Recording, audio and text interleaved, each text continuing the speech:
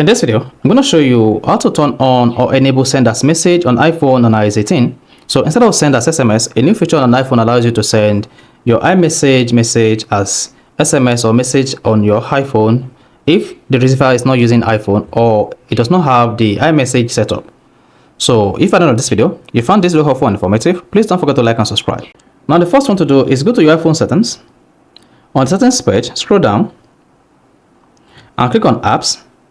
Then under apps, scroll down and locate the messaging apps. So scroll down and click on messages. Then once you open that, then you should see your iMessage turned on. Then scroll down and locate send as text message and toggle on this. Then once this is turned on, your iPhone will be able to send text message when iMessage is unavailable or your carrier is not supported. Now to set this, just open the messages app on your iPhone.